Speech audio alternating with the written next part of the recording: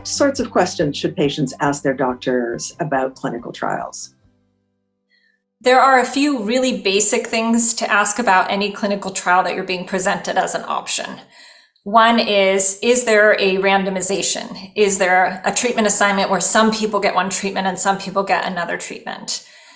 Another one is there a placebo, right? I think if we just get those questions up front right away, then people may be more open to hearing what's happening in the rest of the trial.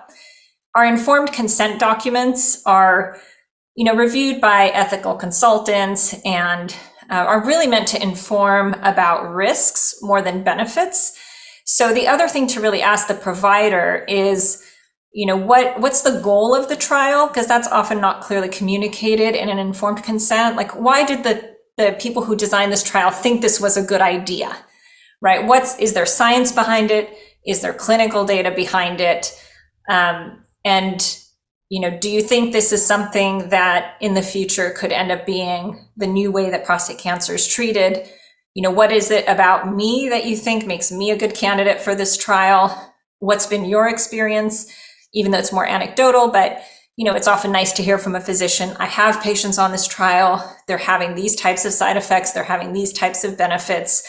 And, we can't know what will happen for you, but at least I have a sense of how things are going on this trial.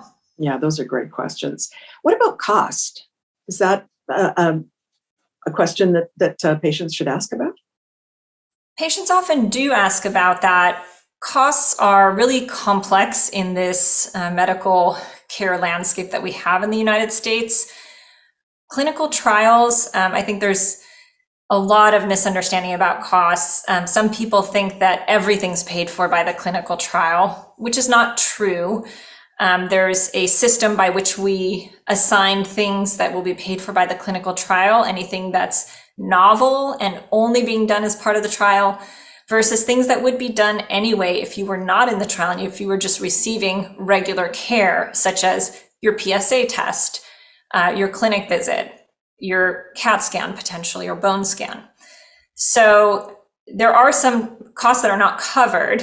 And in that case, if a patient has an insurance plan where they have copays for a clinic visit or for a CAT scan, those aspects that are not felt to be unique to the clinical trial and are getting billed to standard insurance, that means they're still going to have those copays. But anything that is unique, if there's an extra set of scans, if there are extra clinic visits, those get billed to the study and the patient should have no extra cost on that basis. Insurance companies should view clinical trials very favorably because they're often getting some clinical care paid for. They're getting extra treatment at no cost, right? So anything that's new in the treatment plan on the clinical trial is free to the insurance company and the patient. It's paid for by the study. So it's a good deal, generally speaking. And more importantly, there's legislation that really seeks to ensure that regardless of your insurance, you should have access to clinical trials because they are felt to be often the best way to have your cancer treated.